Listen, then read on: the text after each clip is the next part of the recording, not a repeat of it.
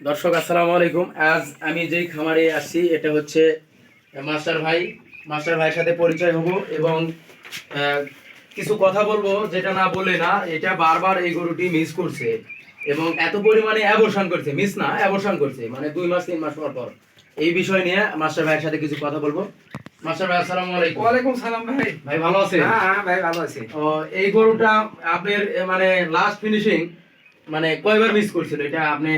3 বার miss করছে। মানে 3 বার হলো গরু 3 মাস পর পর, মানে হ্যাঁ। মিস বলতে মানে 3 মাস পর পর আপনার হচ্ছে এই গরুটা গর্ভপাত হয়ে গেছে। গর্ভপাত হয়ে গেছে। তো কি কারণে গর্ভপাত হয়েছে, এটা কেন হয়েছে এটা আপনি জানেন? এটা না, এটা আমি বলতে পারি না ভাই, কিন্তু গরু যখন মোটামুটি 3 মাস 4 মাস পরে তখন গরুটা মানে গর্ভপাত হয়ে যায়। হওয়ার পর মানে মনটা খুবই খারাপ হয়ে যায় যে আমি গরুটার মানে সুষ্ঠু মতো সমাধান নিয়ে আসতেই পারি না। আচ্ছা আচ্ছা আচ্ছা। যাক, তখন আপনি খোঁজ পেয়ে আপনি নিয়ে আসলাম। নিয়ে আসার পর দেখি আল্লাহর রহমতে সুন্দর একটা বাছুর হয়েছে। বীজ দেওয়ার পর এই তো আচ্ছা, এই সমাধান। এই যে গর্ভপাত কেন হচ্ছে, গর্ভপাত অনেকগুলো কারণে হয়। অনেকগুলো কারণের মধ্যে প্রথমত কারণ হচ্ছে কৃমিনাশক।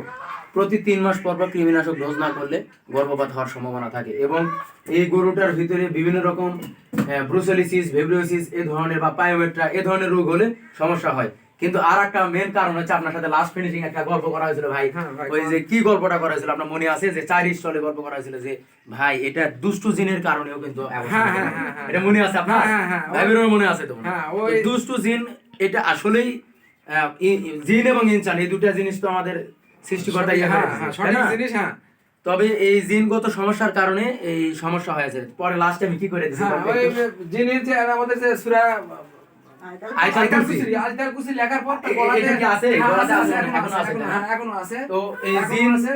জিন হ্যাঁ। জাতীয় সমস্যার কারণেও অনেক সময় এই গরুটা আপনার অ্যাবর্শন হতে পারে। হ্যাঁ। সেই দুষ্টু জিনগুলা মানুষ এবং গরু বিভিন্ন প্রাণীর এই মানে গর্ভপাত করতে পারে। সেই জন্য আমি ভাইকে, আমি যতটুকু জানি, আমি যেটুকু জানি আর কি, আমি ভাইকে সাজেস্ট করছিলাম যে ভাই আপনি হলো আয়াতুল কুরসি সূরাটা তার হলো দড়ির সাথে বেঁধে দেন। এইভাবে এই ভাই এই যে দেখুন কি সুন্দর করে বেঁধে দিয়েছে। আর এটা এই বাচ্চাটা হচ্ছে ব্রাকের হচ্ছে 208 নম্বর বুল এইচএফ ক্রস দ্বারা ইনসিমিনেশন করা হয়েছিল।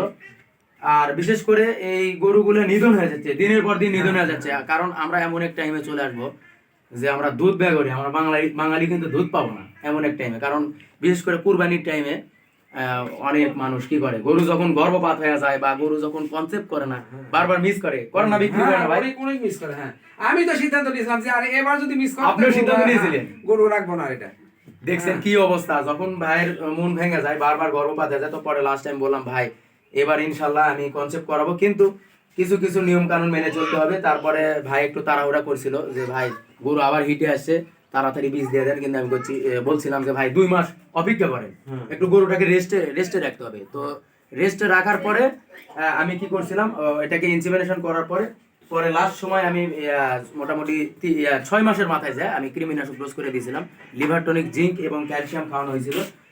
তার ফলে আর আয়াতুল কুরসি সূরাটা আমি দিয়েছিলাম। এর ফলে বাচ্চা, ভাই ব্রাকের বাচ্চা আপনার কাছে কেমন মনে হয়? আর ব্রাক কি আসলে কি মানে ভোকাস নাকি? না না না না, খুবই পরিপূর্ণ এবং খুব সুদক্ষ চিকিৎসক এবং ডাক্তার, খুবই ভালো। আচ্ছা, আমি যে একজন এআই কর্মী, ব্রাকের এআই কর্মী, আমার মানে কার্যকলাপ এবং আপনার কাছে কেমন মনে হয়? খুবই ভালো লাগিছে এবং কথাবার্তা, তার ওঠা বসা, আচার আচরণ খুবই ভালো।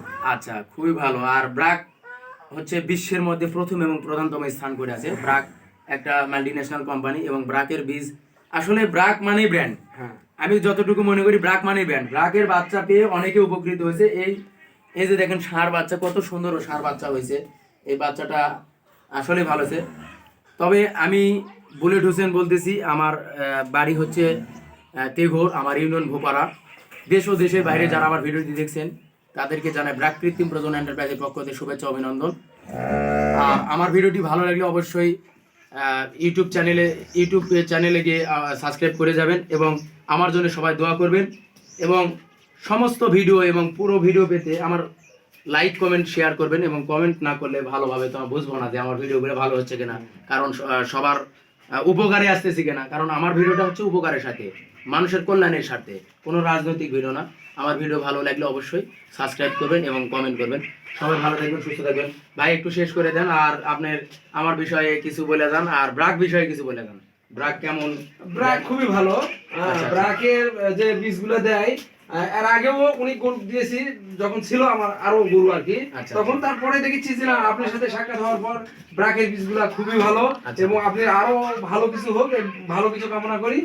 এই বলে আমার সংক্ষিপ্ত বক্তব্য শেষ করলাম। ওকে, আসসালামু আলাইকুম। ওয়ালাইকুম